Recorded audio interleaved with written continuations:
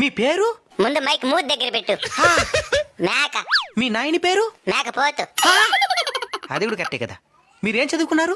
MA PhD in ఆకులు మేసింగ్. నాకన్నా ఎక్కువ చదువున్నది రిజా. నువ్వు గొప్ప, మేము గొప్ప. నేనే గొప్ప. ఎందుకో? నేను మీలాగా ఖాళీగా ఉండను కాబట్టి. అతను ఏం చేస్తున్నావు నువ్వు? పగలంతా అడవికి పోయి ఆకులు మేస్తా. ఇంటికి వచ్చి కాలు తప్పేసి పండుకుంటా. అడవిలో తినిందని మళ్ళీ నెమరేస్తా.